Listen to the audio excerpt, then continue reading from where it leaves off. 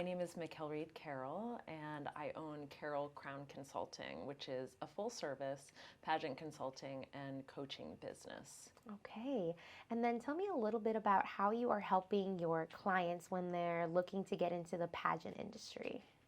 Sure. So we offer, again, full services for anyone who's interested in pageantry, whether they're a veteran, whether they're a newbie to pageantry.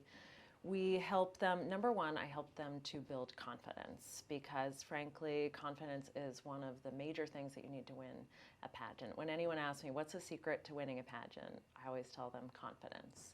And of course, it's one of those things that's sort of easier said than done, and not everybody has confidence going into a pageant. So I really help to build my clients up and become the best version of themselves is what I like to do. I work with them on everything from interview to social media to marketing and branding to walking, image consulting, those types of things. So we work on a little bit of everything as well as platform development and whatever the different categories are that they're going to be competing in, whichever different pageant system that they're in. There are hundreds of pageant systems, so there's a lot of different types of categories that people could end up training for.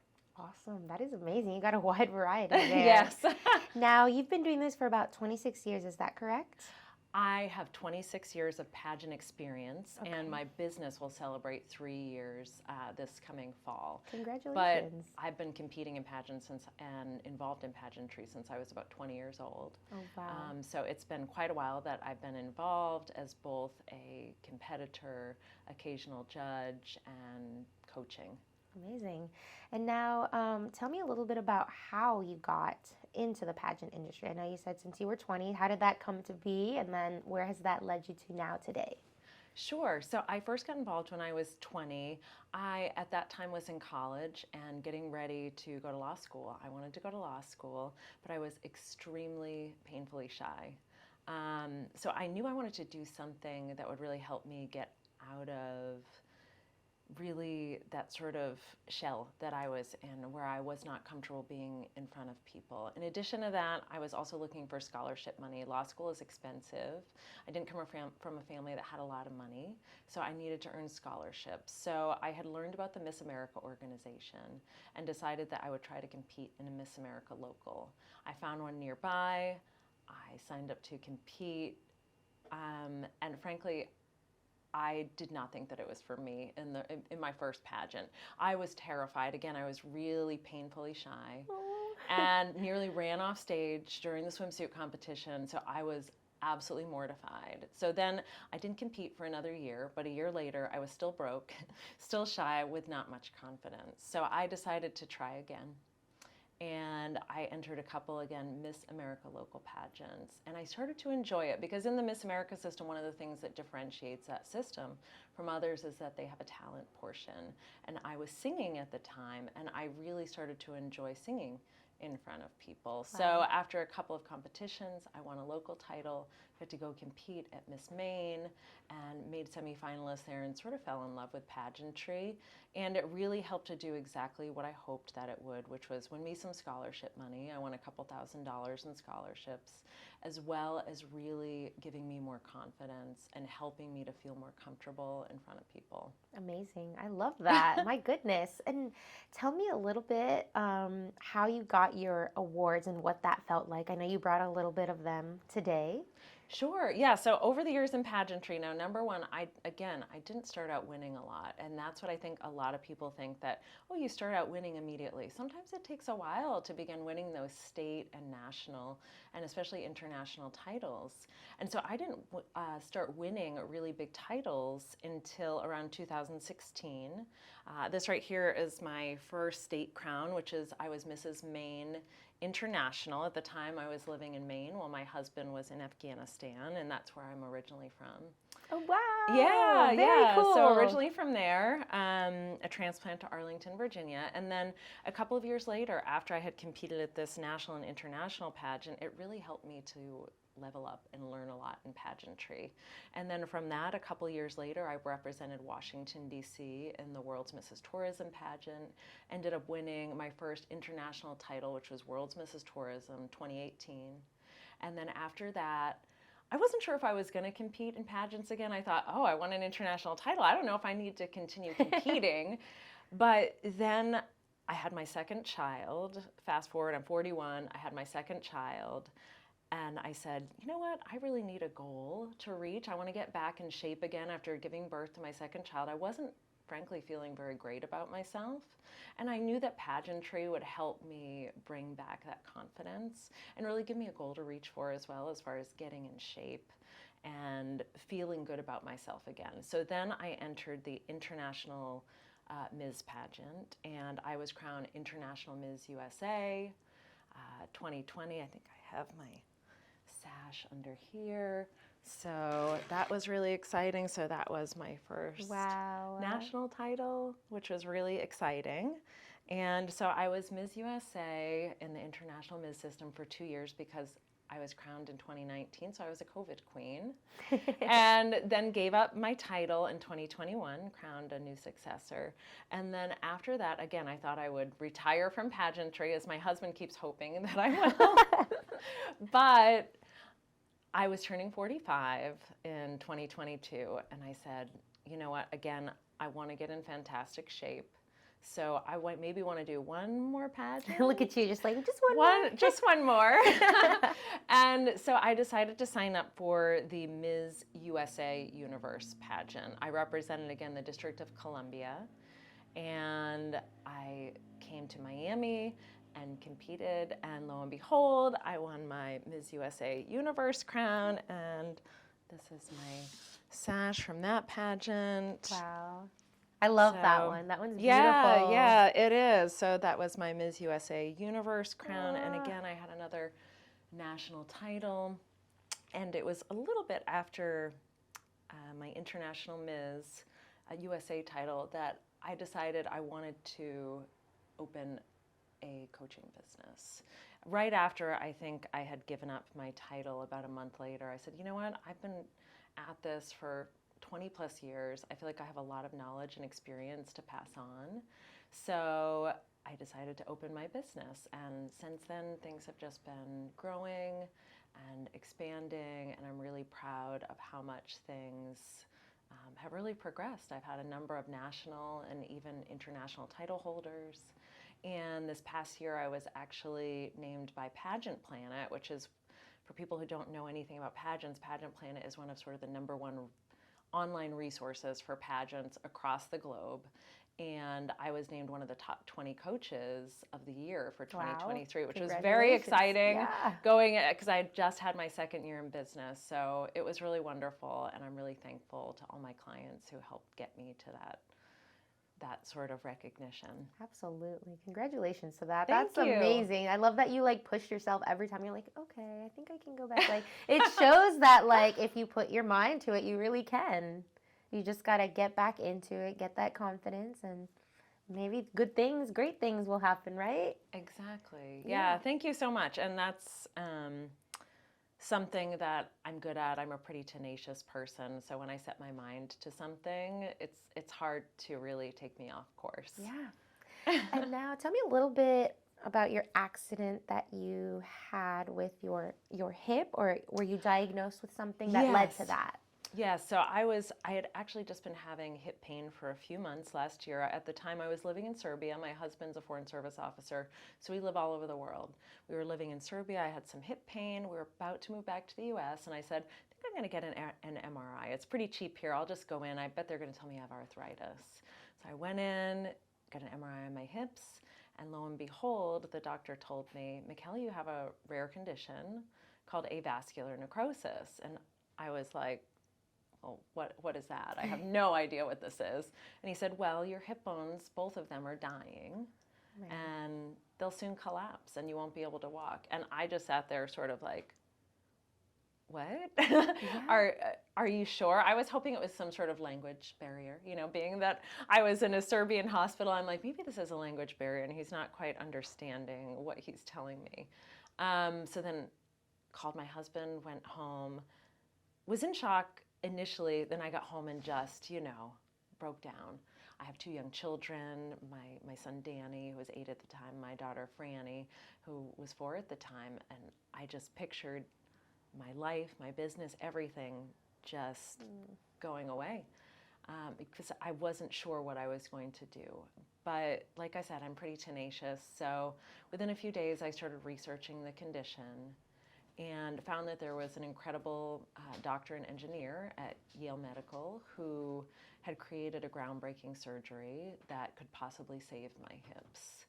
And it utilized both 3D modeling to do a really targeted surgery, as well as stem cells and bone grafting transplant from my own body. So I decided to contact this doctor. I looked up his information, emailed him, sent him all my medical records, all the stuff you're not supposed to do. You just did it. And I did it because I was really manifesting this surgery. I said, you know what, I need this surgery. I don't want hip replacements at my age. I was 45 at the time. I said, I don't want full hip replacements. And sure enough, 2 days later, this doctor contacted me and he said, Mikell, I think I can help you. Wow. Yeah, and so then I had my first hip surgery scheduled in September, second hip surgery in January. Both of them went amazingly, and in the middle of my recovery from my first hip surgery, I had learned that the Miss Universe organization had lifted age restrictions and were now allowing women of any age to compete. And though I'm lying in bed, by the way, and just had gotten home recently from a complication at the ER, I said, I'm going to compete. And then the other part of me was like, are you crazy? You just turned 46. You just had a hip surgery. By the way, you don't know when your next hip surgery is.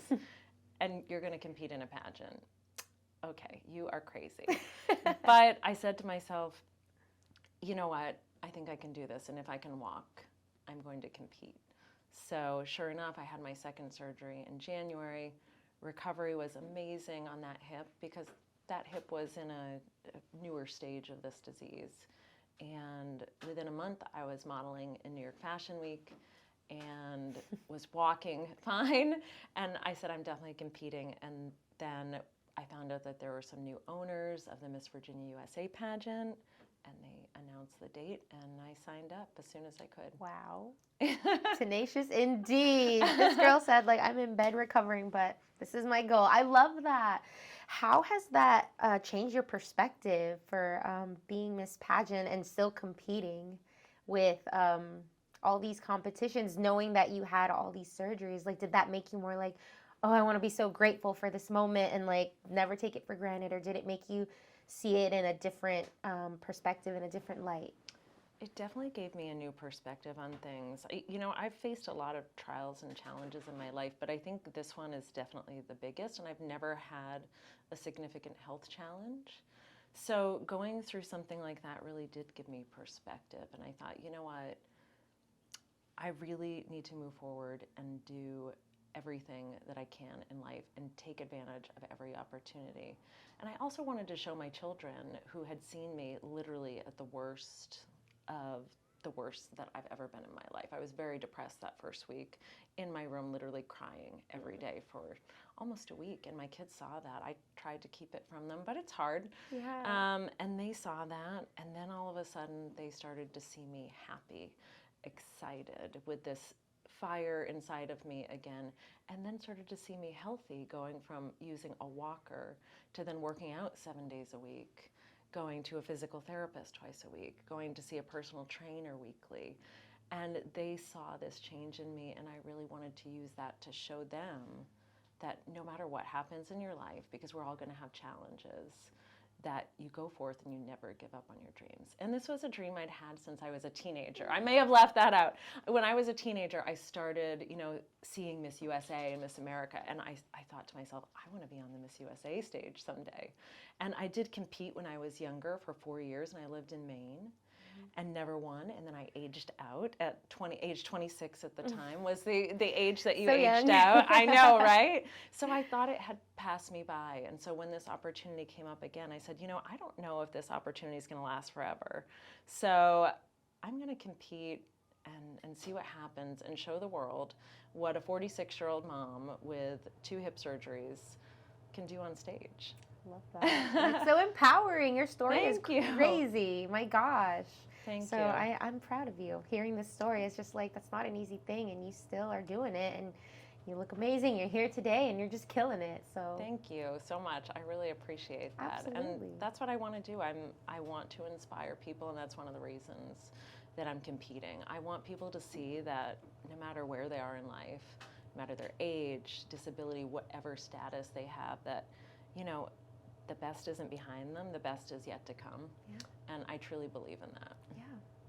Where do you see yourself in the next 5 years? In 5 years, let's see. Hopefully, I will be a motivational speaker talking about my role as the oldest Miss USA in history, and obviously continuing to expand my business. I'm already global. I have a number of clients across the globe, from Australia to the UK to across the United States. So hoping to continue to expand that as well, and really just also watching my children thrive. And hopefully my new regenerated hips continuing to do well. Yes, absolutely. And what do you like to do when you're not focused on like beauty pageants, Miss Universe, Miss America, all that good stuff? What do you like to do? Do you like to listen to music, cook, read any books, hang out with your kids? Sure. I love hanging out with my kids. I'm definitely not a cook. That's one Same. talent I do not Oh, possess. I feel better. Thank God my husband likes to cook and he's good at it. But I love my kids, Danny and Franny. They're really fun. My daughter's always wanting to dress up and be a princess. My son wants to be an astronaut. So we're usually watching, you know, space movies and documentaries and things like that. So I love that. I used to love to walk all the time. I'm getting back into walking, Okay. you know, sort of testing out the new hips. But those are things that I really enjoy. Just spending time with family and downtime. I love reading as well. Yeah. And for marketing for yourself, your brand, are you big on social media? Are you on YouTube? How do you like to let people know about your story and the services that you provide? Sure, they can find me on social media, both Instagram and Facebook, at my handle at Mikell Reed Carroll, as well as at Carroll Crown Consulting. So that's where you can find me. I do have a YouTube channel as well, but that's mostly just sort of pageant-y type videos Cool, from my past pageants and competitions and things. But you can certainly find me on there as well. Yeah, perfect. And besides the complications that you've had with this rare disease, what have been some things as being in the pageant industry that you've encountered? Like, do you feel like women are supportive of each other? Is it very competitive? Or like, what are some things that people may not know that you're like, oh wow, this is interesting? Sure. I actually think most people have misconceptions about pageantry. And one of the things that I found that I really love is how supportive women are. For instance, my International Ms. Sister Queen, Corinne Devon, who when I was crowned International Ms. USA, she was crowned International Ms. And she's actually flying out from San Diego to come support me in the Miss Virginia USA pageant. And though both of us, because she's active duty in the Navy, have lived across the world, we still talk at least on a monthly basis. And I've actually been helping to coach her. She's the current Ms. California. I helped her work for that pageant. And I'm now helping her to get ready for Ms. USOA, which is happening next month in San Antonio. So really, women are so supportive of each other in this for the most part. I'm not going to say that everyone is, but for the most part, most pageant women are very supportive, very empowering to others. Okay, good. Yeah, those are some common misconceptions. And I was just like, let me ask her while I'm here. She knows the ropes, so let's see what she says. Love that. And then going back to the client part, helping them in your business, what kind of services are you offering, like particularly? I know there's like coaching, women empowerment. Mm-hmm. What does that entail and what do you do? Sure. Number one thing I do is when someone contacts me is thoroughly research whatever pageant system that they're in to make sure I know the ins and outs of the pageant system, what their scoring is like, each component of the judging, whether it's going to be interview, evening gown, swimsuit, talent, whatever types of things are being judged on, and then I work to help them really be consistent in each and every one of those categories. And what I tend to focus on is looking for people's strengths and then also the things that make them unique and helping them find that uniqueness about them that they're bringing to the table that nobody else is. A lot of times people think that whatever it is that's unique about them is what they want to hide from the judge and from the public. But generally, that's the thing that's going to help them stand out. And today, really in pageantry, they're looking for more authentic, real people to represent their pageant systems.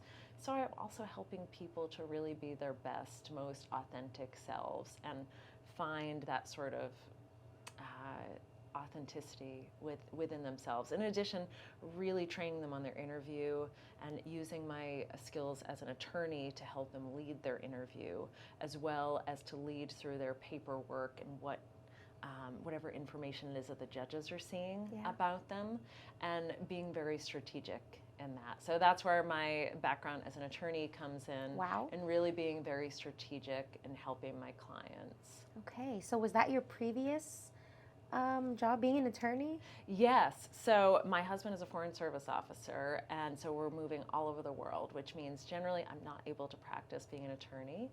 But I was a nonprofit attorney for 5 years and utilized my skills basically assisting victims of crime. I worked with more than 6,000 victims of crime during my time as a nonprofit attorney, helping them to rebuild their lives. And roughly half of those victims of crime were victims of domestic violence. Oh my goodness, wow, that is amazing. You just have like the whole package and you know how to like talk to people and like help guide them and empower them, and I feel like that has helped you a lot too, as well as understanding them and just hearing their stories and seeing where you can help them and add some positive outcomes to their lives with what they want to do in pageantry or when you were an attorney as well. So. Yeah, absolutely. I think that's where that sort of learning how to be really empathetic and compassionate and really put myself in the seat of that other person and trying to understand who they are. Absolutely. And also find those things within them. I think we all have a hidden potential within us that sometimes we don't see ourselves, that other people can help bring out, and that's what I try to help bring out in my clients, and it's what I used to help to try to bring out when I would work with victims of domestic violence or victims of crime. Okay. And now, is there anything that maybe I haven't touched on that you would like to share with our audience? Just want to make sure we hit all those key points. Let's see. I don't think so. I'm very excited for the Miss Virginia USA pageant. It's coming up June 21st to the 23rd. I'm going to be the oldest woman in history to ever compete, which is very exciting. Yes. I look at that as an advantage. And I'm just really excited to see what happens next and to really also expand my business and bring that to the next level. Amazing. And now my final question for you is, if you could leave a message for our listeners, what would that message be? Anything that's in your heart, it can be in relation to your industry, anything in life, what would that be? Sure. I think my message for them would really be to never give up. Don't give up on yourself. Don't give up on your dreams. No matter what, on the other side of whatever challenge it is that you're facing, there'll be strength and joy and even beauty. Beautiful. Well said. Thank you so much. Yeah. I appreciate you taking the time to be here today and sharing your amazing story with us. Thank you so much for having me. I've really enjoyed this experience, and I really appreciate you guys.